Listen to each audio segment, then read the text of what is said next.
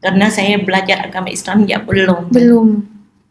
Sejak menikah berapa tahun tidak pernah belajar dengan agama Islam seperti apa.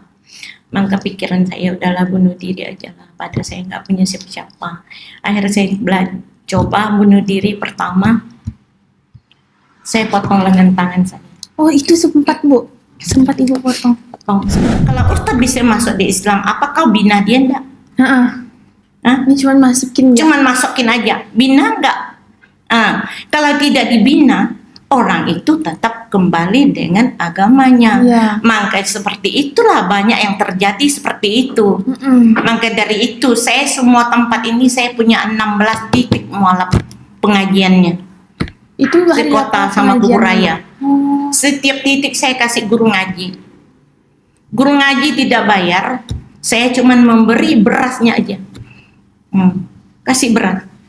Guru ngaji kampung tapi. Mualafnya biar nggak ada yang udah masuk terus keluar lagi. Iya.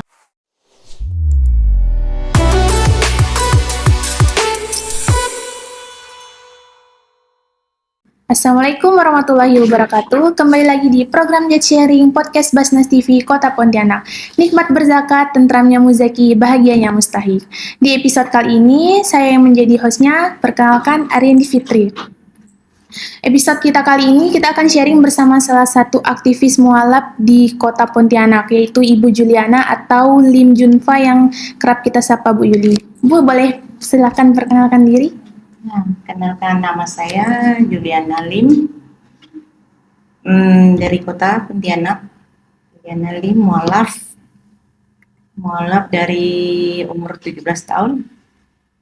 Sekarang saya selama ini membina mualaf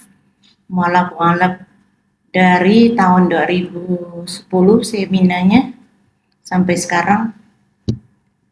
Oke, jadi hari ini kita mau cerita-cerita sama Bu Yuli. Kita mau cari tahu nih cerita Ibu Yuli dari awal masuk Islam, kenapa Ibu bisa masuk Islam, apakah ada yang keyakinan khusus untuk Ibu masuk Islam. Nah, jadi pertama-tama kita mau nanya dulu, gimana sih perasaan Bu Yuli ada di podcast hari ini? Ya, senang sekali karena di sini ya Basnas ini selalu membantu kita mualaf-mualafnya. Ya, apa sih Bu yang latar belakangi Ibu untuk masuk Islam? Boleh tahu nggak? Saya kalau cerita panjang sekali. Nggak apa-apa, kita cerita-cerita yang singkat-singkat. Cerita masuk Islam sih awalnya saya tidak ada minat mau masuk Islam. Karena dulu saya Konghucu, jadi rumah saya berdekatan dengan masjid. Dekat masjid itu, jadi hari-hari mendengar azan tiap subuh dengar azan. Jadi awalnya sih kita rasanya terganggu sekali ya. Kita karena agama kita berbeda. Jadi merasa terganggu. Merasa terganggu, kita mau tidur udah azan subuh kan. Jadi kita merasa terganggu. Jadi tiap hari sampai bertahun-tahun, sampai 2 tahunan. Saya juga nggak tahu bagaimana saya bisa memeluk agama Islam karena subuh-subuh saya dengar itu, waktu itu saya nggak senang. Akhirnya jadi sedih saya dengar. Perasaan sedih. Perasaannya sedih. Awalnya sih nggak senang ya, tapi kok lama-lama kok bisa sedih ya. Saya sendiri juga nggak tahu batin saya kok bisa sedih. Asal subuh azannya tuh langsung netes air mata. Kayak terketuk pintu hati Ibu gitu ya. Kayak sedih gitu. Kenapa saya sedih ya, saya bilang. Padahal saya nggak suka ya. Kenapa bisa sedih ya? Saya tidak tahu, itu hendak Allah ya, kita tidak tahu. Jadi ada dalam setengah tahun saya juga nggak tahan lagi, malah nangis terus. Setiap dengar azan tuh nangis nangis terus. Akhirnya saya pun bertanya sama orang Islam terdekat situ, kenapa kamu saya bilang seperti ini? Saya bilang, ya mungkin kakak ini dikasih hidayah sama Allah katanya. Mungkin juga ya, saya bilang. Jadi belajar agama Islam kayak mana ya, saya bilang. Saya lihatlah orang Islam gimana. Kalau kami Konghucu kan beda, saya bilang. Konghucu itu kan nyembah kan, kayak nyembah pekong kan. Kami dulu. Jadi makanannya pun ya biasalah kebab kan. Kalau masuk Islam kan tidak boleh makan lagi katanya. Jadi saya melihat lah orang Islam semuanya sholat. Dia sholat kok bersih benar. Dia bilang kalau dia sholat kok dia bersih gitu bersih-bersih ya. itu wudhu ya. Wudhu ya. Saya bilang apaan dia begini-begini kumul apa semua, baru masuk masjid bersih-bersih semuanya. Saya bilang dalam hati saya berkata, kemungkinan agama ini yang sebenarnya ya. Ya. Karena dia bersih benar agama Islam ini. Tidak seperti kami. Kalau kami tuh Konghucu itu tidak ada pantangan ya. Ya, enggak bersih-bersih dulu mau ibadah gitu. Mau ibadah kapan saja, Ya, bangun tidur, jam berapa kita. Jadi kita pergi sembahyang tinggal bawa garu aja kan sembah kan. Jadi nggak ada larangan apapun. Tapi Islam ini banyak larang-larangan gitu. Jadi saya mendengar juga mereka bilang Islam ini tidak sama dengan Konghucu. Nikahnya itu benar-benar nikah, jadi tidak ada perzinahan gitu. Berarti Islam ini lebih baik dibandingkan agama saya. Saya sendiri yang memikir ya, bukan menjelekkan agama orang lain enggak. Tapi ibu yang punya pikiran. Saya pikiran saya lebih baik memeluk agama Islam. Pada hari itu saya pun pergi bertanya sama mereka itu bagaimana ya cara masuk Islam. Karena saya masih diam sama orang tua saya, umurnya baru 17 tahun masih ya. SMA berarti ya Bu? Masih. Waktu itu saya putus sekolah sih. Karena dipindahkan di daerah itu tidak punya sekolahan gitu. Ibu dulu tinggal di mana? Di Batu Ampat. Di mana tuh Bu? Di daerah Pontianak memang? Nasi daerah Sintang sana. Oh, di sana. Daerah sana. Nggak ada sekolahan ya? Nggak ada sekolahan di situ, jauh. Kalau mau pergi sekolah pun terlalu jauh. Kita kan masih ya orang tua tidak izinkan pergi karena lewat gunung kan. Karena anak gadis lagi kan. Iya. Jadi tidak diizinkan. Jadi kami waktu itu putus sekolah sampai SD, langsung kami sekolahnya di gereja. Ikut di situ pas ada gerejanya. Oh, ada gerejanya. Jadi saya ikut sekolah aja di situ. Di situ. Sambil gitu ya. Untuk namatkan ya supaya jangan ya dibilang mau sampai SMA kan tidak mungkin lagi ya. Karena yang penting jangan dibodohin orang lah kata orang tua saya. Anak perempuan pun masa gak katanya ngapain sekolah tinggi-tinggi katanya kan. Ujung-ujungnya di dapur. Ujung di dapur. Jadi apa kata orang tua lah saya dengerin. Akhirnya lama-kelama saya ingin juga masuk Islam. Masuk saya sendiri masuk Islam di Padang Tikar aku masuk Islam. Daerah sana juga? Daerah sana juga. Itu orang tua ibu ada kayak marah enggak ibu mau masuk Islam? Itu jangan tanya lagi. Kami melarikan diri pergi masuk Islam waktu itu. Lari kampung sebelah. Jadi setelah saya masuk Islam di situ, saya tinggal di sana lah. Tinggal kampung sebelah. Dengan siapa ibu tinggal? Dengan Pak Pemulunya. Oh, dengan Pak yang masukkan Islam. Akhirnya saya tinggal situ, lama-lama kan dicari sama orang tuanya. Akhirnya dapat, orang tua saya cari saya, dibawa pulang. Ya disiksa sama mereka itu. Karena tidak terima ibu masuk Islam. Karena dia tidak terima saya masuk Islam. Dipukul, ya pokoknya disiksa lah pada waktu itu. Tapi waktu itu saya masih ya nggak tahu ya, saya tetap karena saya udah keinginan masuk Islam, jadi nggak tahu hati saya tetap mau Islam, Islam terus. Jadi saya macam mana pun saya pertahankan aja, saya bilang. Jadi jangan sampai saya berubah lagi karena saya udah mantap hatinya untuk Islam. Hati saya mau melok agama Islam kan. Jadi saya pertahankan terus. Mau disiksa, mau diapa, mau terserah saya bilang. Dipukul tiap hari, disiksa, diikatkan bawah kolong. Saya pun terima. Rumah kami itu kan tinggi gitu. Di bawah kalau malamnya air pasang gitu. Jadi diikatkan saya di bawah itu sama orang tua saya.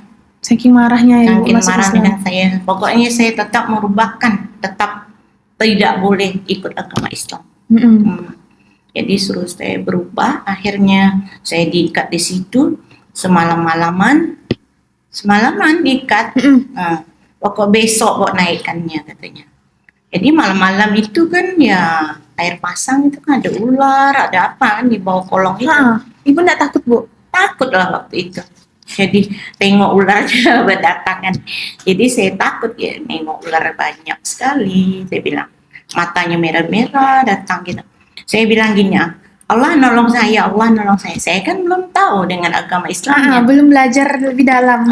Belum, baru sedikit-sedikit. Jadi saya cuma hanya sebut Allah ya. Ah, Allah nolong saya. Akhirnya ularnya pun berputar, pergi, jadi semuanya pergi. Jadi tidak ada apa-apa gitu. Nggak kena ke ibu ya? Enggak.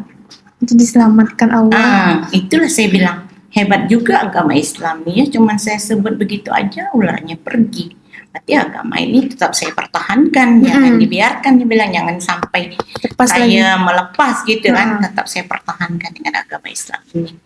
Akhirnya hari rayanya orang tua saya pun hari raya potong babi apa kan, akhirnya dipanggil keluarganya. Akhirnya saya disuap dimakan, saya Disuap paksa itu Bu? Iya, disuapkan terus ditungkupkan dengan babi bani ya di badan kita. Jadi ya tiap hari lah pokok sampai saya menyerah lah katanya. Akhirnya saya tidak menyerah, akhirnya aku melarikan diri dari rumah, nak tahan. Itu pas masih umur 17 tahun juga? Iya. Ibu melarikan diri kemana waktu itu Bu? Saya pergi-pergi aja rumah teman, lari ya. Nggak tahu kemana-mana, aku pergi. Yang penting ya hari itu kan nggak dipikir lagi. Yang penting saya bisa melepas dari orang tua saya gitu. Kalau nggak melepas ya lama-lama mati rasa saya di plaza terus kan. Disiksa terus. Disiksa terus ya. Dulu ya orang tuanya tuh suka nggak senang anaknya masuk Islam.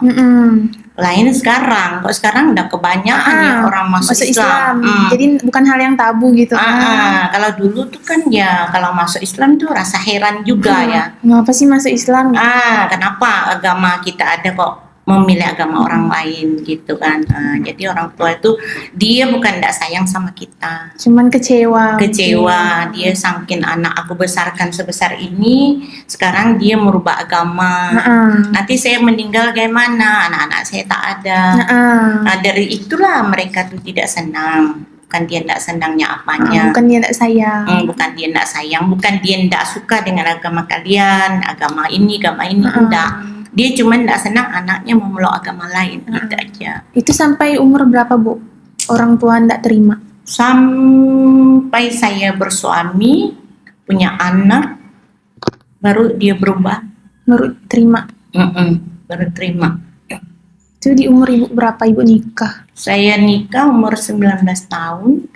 Menikah sama orang Bugis waktu itu. Orang Bugis itu saya pikir ya orang Islam ya bagus lah ya. Yang penting saya nikah aja, yang penting ada tempat yang menampung saya. Saya pikir gitu. Jadi nak mikirkan suami mau bagus ke tak bagus ke gitu tidak tahu kan. Yang penting ada yang nampung. Yang penting ada nampung saya, bisa menahan kan, bisa menetapkan agama saya gitu. Jadi saya menikah sama beliau itu. Setelah nikah sama dia, ndak sholat, ndak ngaji, ndak boleh, semua nggak boleh. Kok gitu Bu? Saya pun heran juga kenapa nggak boleh. Belum kaya nggak boleh sholat. Jadi kapan sholatnya? Katanya. Karena dia pun ya agama-agamaan ya kali ya. Islam jadi, KTP. Jadi dia tidak sesungguhnya dengan agama Islam. Ada ke Islam asli, dia tidak sungguh-sungguh memeluk agama Islam, ada juga. Karena pas kena sialnya saya kali ya, dapat laki kayak gitu ya. Akhirnya saya putuskan berpisah sama beliau itu. Itu umur berapa Ibu berpisah? Saya pisah sama dia udah dapat anak 2. Oh, udah dapat anak 2. Oh, jadi dia sampai punya anak tuh masih nggak mau sholat atau Bu? Nggak mau dia. Jadi sampai anak 2 saya pisah sama dia. Anak 1 laki 1 perempuan. Anak saya 6 tahun saya pisah sama dia. Ya umur saya berapa waktu itu ya? Kayaknya 22 kali saya pisah. Pokoknya saya pisah sama dia. Pertahankan pun tidak berguna juga. Saya pikir kan dengan agama pun nggak ada. Saya selama ini dah berjuangkan dengan agama Islamnya. Sampai rela jauh dari orang tua. Orang tua saya buang, semua buang, keluarga buang, semua buang. Kenyataannya saya dapat suami seperti itu kan. Akhirnya saya pisah sama beliau itu. Waktu itu pisah, saya pikir udahlah kalau pisah sama dia mungkin saya hidupnya lebih baik dari yang dari sekarang gitu. Tapi ya nggak tahu balikan juga ya waktu itu. Waktu itu saya pisah sama beliau itu, tahun berapa kami pisah sama dia. Setelah pisah, saya enggak punya pekerjaan, enggak punya uang, enggak punya apa.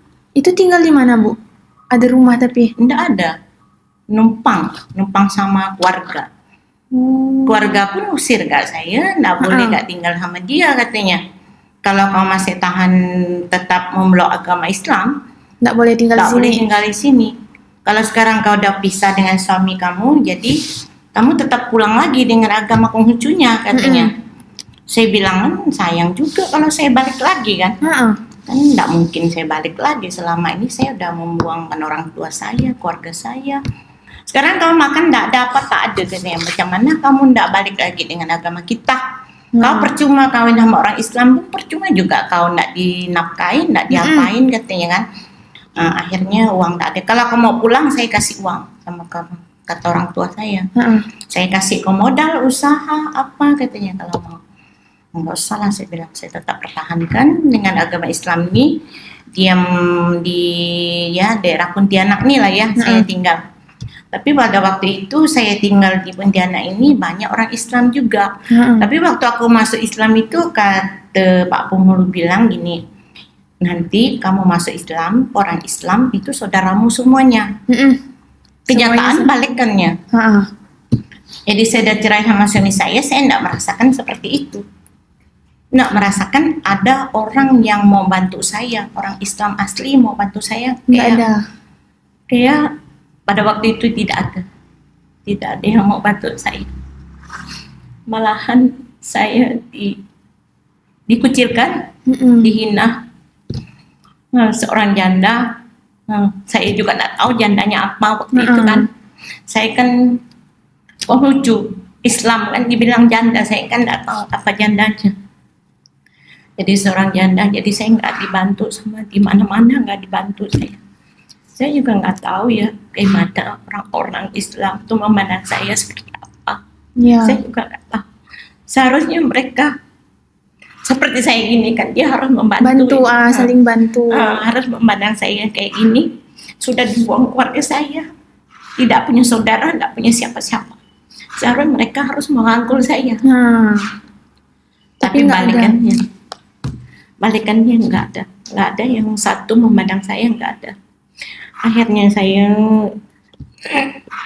saya memikirkan seperti ini. Kalau saya orang Islam juga nggak peduli dengan saya, semuanya nggak peduli, terus saya mau pulang sama orang tua saya, pasti nggak mungkin lagi kan gitu lah. Saya selama ini udah perjuangkan Islamnya, kok saya pulang lagi sih bilang. Jadi saya memikir keputusan diri, saya bunuh diri aja sih. Akhirnya tuh saya memikir bunuh diri aja. Padahal saya tidak ada siapa-siapa, lebih baik saya bunuh diri, saya bilang. Saya kan tidak tahu juga bunuh diri itu tidak boleh. Itu dosa. Tidak tahu dosanya kan. Waktu itu saya nggak tahu. Karena saya belajar agama Islam ya belum. Sejak menikah berapa tahun tidak pernah belajar dengan agama Islam seperti apa. Maka pikiran saya udahlah bunuh diri aja lah. Padahal saya nggak punya siapa-siapa. Akhirnya saya coba bunuh diri pertama. Saya potong lengan tangan saya. Oh itu sempat Bu? Sempat Ibu potong? Sempat pakai pisau atau pakai pisau potong. Akhirnya ya tetangga tahu, dibawa rumah sakit. Nggak jadi, ya nggak apa-apa akhirnya. Kedua kalinya saya coba lagi. Yang jembatan tol baru jadi dulu kan. Saya coba nak terjun tolnya. Sekali kaki aku baru nak langkah. Pas sampai sana tuh maghrib. Sekali baru aku nak melangkah gitu. Pas ajannya nyaring rasanya. Asa teriris rasa saya itu. Asa terkejut langsung. Akhirnya saya kembali lagi di kosnya. Kemudian hari pikir lagi. Mau makan nggak ada, apa nggak ada. Itu Ibu tinggal di kos sama anak? Enggak, sendirian. Waktu itu ada orang ngasih uang, sisa uang dikit, saya koskan rumah 1 bulannya aja. Kalau 1 bulan nih habis kan saya enggak di kos di mana-mana, kerja enggak ada apa, enggak ada orang bantu kita ya. Akhirnya saya pikir udahlah saya bunuh diri, ketiga kalinya lagi saya bunuh diri. Saya gantung diri. Sekali gantung diri ya putus talinya. Akhirnya enggak. Memang tidak dibolehkan bunuh Jadi diri. enggak mati. Saya bilang, saya bilang berapa kali saya usaha bunuh diri kok enggak mati-mati. Saya bilang, udahlah, terakhir kali ini saya bunuh diri yang terakhir. Sekarang saya belikan baygon sekali yang besar, yang segi 4 kan yang dulu dengan saya minum aja lah 1 kali. Beneran Ibu minum, Bu? Benar-benar saya masukkan gelas yang cawan es tuh, yang besar gini, saya masukkan, saya minum aja. Enggak rasa apa-apa kok, rasa ada minyak-minyaknya aja. Itu ada yang tahu enggak, Bu, setelah itu? Setelah itu ditahu orang, kami juga nggak tahu. Kan kami punya rumah di Rasau Jaya. Rumah itu kosong. Jadi saya pulang rumah itu kan udah diambil suami saya dulu. Jadi rumah itu masih kosong, saya pulang di situ, saya bawa baygon ke sana, saya minum. Tapi akhir ketahuan orang juga. Itu Ibu pas ketahuan udah diminum? Saya nggak tahu kapan orang tahu. Nggak tahu saya. Jadi setelah itu gimana, Bu? Saya dibawa masuk rumah sakit. Ada 1 mingguan ya. 1 minggu saya baru tahu saya masuk rumah sakit waktu itu. Baru sadar. Berarti parah ya, Bu ya? Iya, Karena 1 kali nah. Iyalah, itu baik. Orang 3 sendok aja meninggal. Ini 1 Tapi kali. Tuhan masih memanjangkan umur saya juga nggak Masih nyuruh Ibu tahu. tidak usah menyerah. Jadi saya pun udahlah, saya bilang saya udah 4 kali berusaha bunuh diri tapi masih belum, Tuhan masih belum mau ambil saya. Saya bilang udahlah, keputusan saya nggak usah bunuh diri. Saya coba cari usaha bagaimana. Jadi pandai-pandailah saya cari usaha, cari kerja, kerja, belajar, jualan. Jualan apa Ibu? Jual pertama pecal. kali? Oh, jual pecal. Itu di daerah rumah sana. Rasau Rumah sana. di Pontianak, jual di depan sekolahan. Heeh. Nah, jual pecel ya, hari-hari itu jual. Nah, jadi lama-lama saya jualan itu, akhirnya saya ada berapa tahun ya saya jualan, 1 tahun lah saya jualan gitu. Temulah calon suami yang baru ini. Oh, ya sampai sekarang. Sampai sekarang. Mm-mm. Nah, itu dengan agamanya juga bagus. Mm-mm. Dengan awalnya pokoknya semuanya bagus lah dia. Heeh. Menurut saya lah Iya. ya, dialah bagusnya. Karena dulu saya nggak pilih-pilih, kedua kalinya saya pilih-pilih. Iya, nanti takut salah pilih lagi. Aku salah pilih lagi, nanti kena seperti yang dulu lagi. Yang pertama kali. Yang pertama kali, maka dari itulah saya selama ini saya memikirkan seperti ini. Bagaimana saya nggak tahu ngaji, nggak tahu sholat, nggak tahu apa. Jadi saya waktu itu ikut di Mujahidin. Mujahidin katanya yang mendirikan pengajian itu dokter. Jadi saya ikut di situ. Pengajian pertama. Pertama kali saya ikut di situ 13 tahun yang lalu ya. 13 tahun yang lalu dia membayar uang konsumsinya aja 10.000. Semua gaji dari laki kita cuman berapa, kan orang swasta ya. Jadi 1 bulan saya mau 40.000 membayar untuk ngajinya. Jadi yang untuk mualafnya itu tidak ada pembinaan mualaf pada waktu itu. Jadi Ibu kayak susah gitu. Jadi saya susah di mana. Kalau mau ngaji mau bayar, mau ngaji mau bayar. Harus bayar, Harus ada bayar. dulu ya. Kalau nggak bayar kan nggak bisa pandai kan. Mau panggil di mana, kita mau ngaji di mana. Akhirnya saya berpikir juga. Jadi suami saya ada kerjaan, saya bilang suami saya bagaimana saya kumpulkan ibu-ibu ngaji di rumah. Karena yang sinasib dengan saya itu banyak juga daerah sini. Nah, berarti perjuangan Ibu tuh panjang ya untuk istiqomah dalam Islam gitu ya, Bu. Iya. Maka saya berjuang terus gitu. Berarti sampai sekarang Ibu kan? Iya. Sampai sekarang saya berjuang masih lagi. istiqomah, berarti Ibu kuat istiqomah walaupun banyak perjuangan yang Ibu lewati. Supaya saya itulah yang senasib dengan saya itu banyak sekali.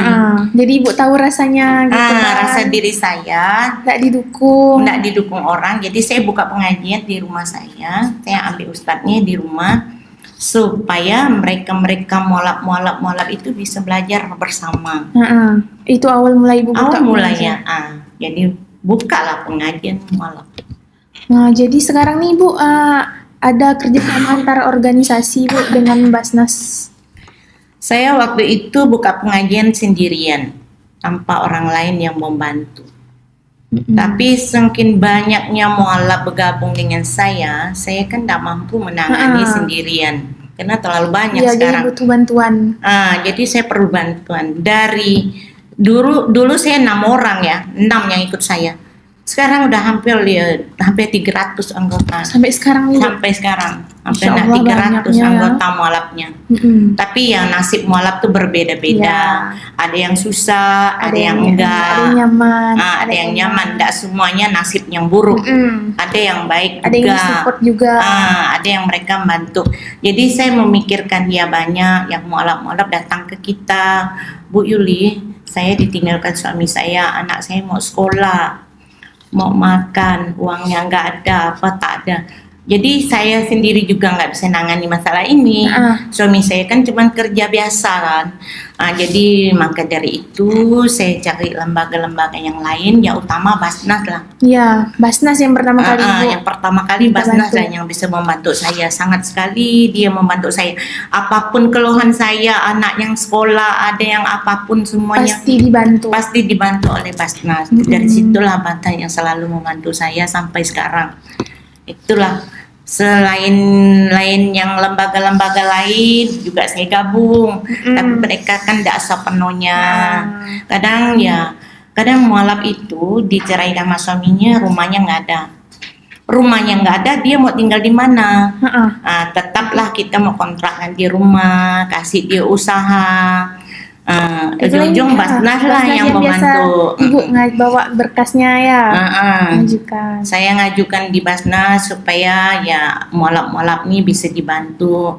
Tapi alhamdulillah tangkapan Basnas ini mereka yang ketua Basnas juga sangat baik juga. Jadi dia sangat mendukung untuk mualaf-mualaf kita yang perlu membantu.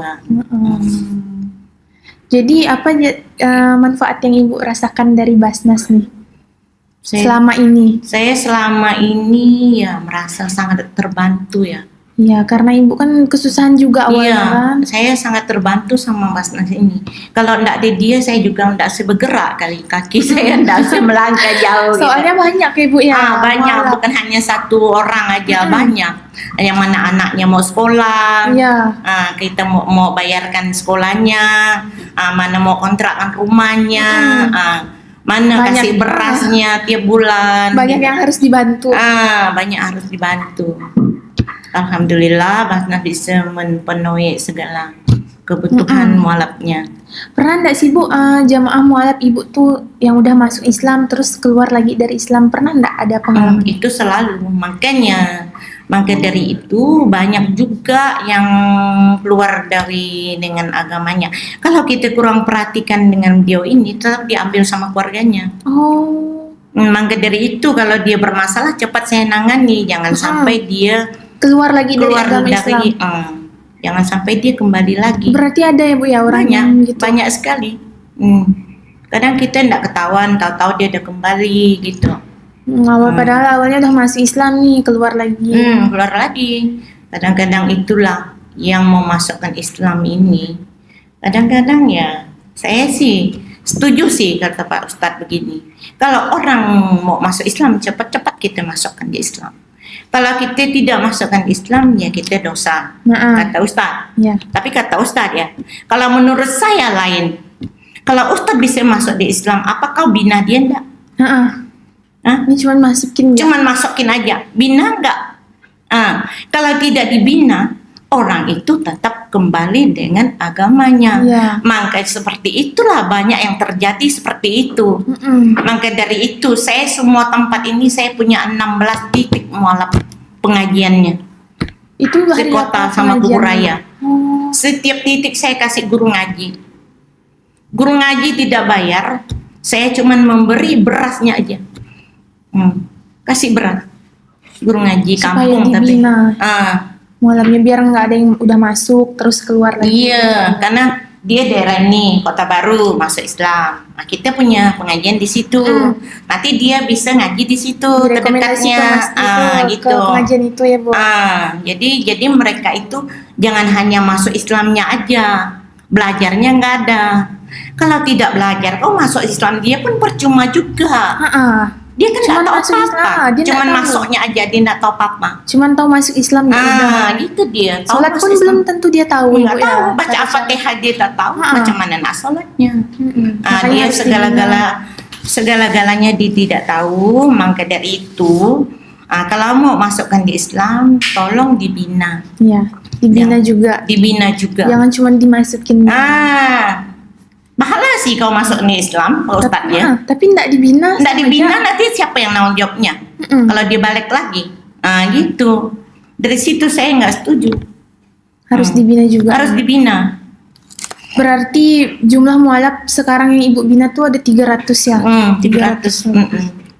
Jadi gimana sih Bu cara Ibu jadi pembina mualaf MC itu biar para mualaf itu istiqomah selain ada pengajian, adakah pembinaan yang lainnya juga gitu? Saya setiap titik itu ada guru ngaji, ada ustadznya. Kasih ngaji, dia ngaji, udah itu kasih tausiah. Sholat kalau nggak tahu dibina juga, sholatnya juga. Fardu kifayah saya sendiri yang turun tangan. Oh, Ibu yang fardu kifayahnya ya. Berarti lengkap binaan dari Ibu ya. Ya, supaya ya mualaf-mualaf ini tahu macam mana orang Islam meninggalnya.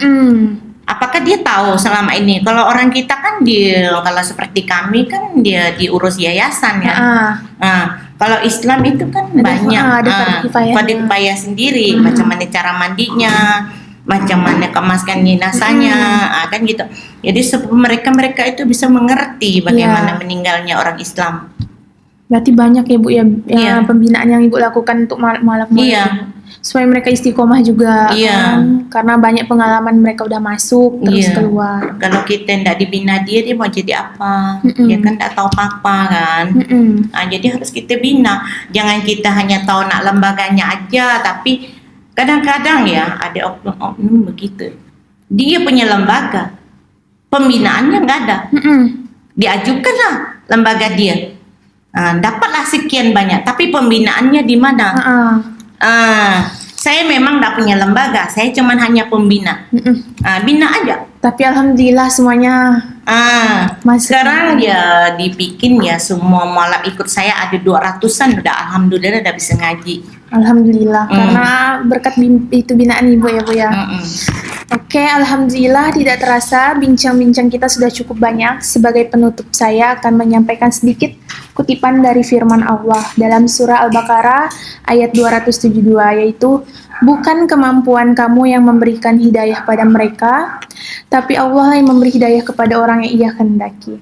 Yang bermakna bahwa hanya Allah lah yang memberikan hidayah kepada manusia, Allah memberi hidayah kepada orang yang Ia kehendaki. Buat teman-teman yang udah nonton podcast ini, jangan lupa kalau mau berzakat, infak, dan sedekah dapat dilakukan dengan transfer ke rekening di bawah ini atau datang langsung ke kantor Basnas Kota Pontianak di Jalan Nirbaya, Kota Baru. Terima kasih banyak Bu Yuli, udah banyak cerita perjuangan Ibu masuk Islam, terus membina mualaf sampai saat ini. Sampai tua. Ibu juga punya YouTube nih teman-teman. Ibu boleh promosikan saya juga punya YouTube, Juliana Lim, YouTube saya. Kasih tahu Bu. Nama YouTube saya Juliana Lim. Oh di sini Bu. Nama YouTube saya Juliana Lim. Semoga ibu-ibu bisa nonton. Itu dakwah-dakwah saya di mana ke daerah, saya juga masuk ke daerah juga. Ya banyak juga yang mualaf-mualaf biasa cari tahu di mana ada pengajian mualafnya, ya dia melewat YouTube saya, kadang dia telepon saya. Boleh subscribe Ibu ya guys, subscriber Ibu udah banyak. Amin. Oke, wassalamualaikum warahmatullahi wabarakatuh. Waalaikumsalam.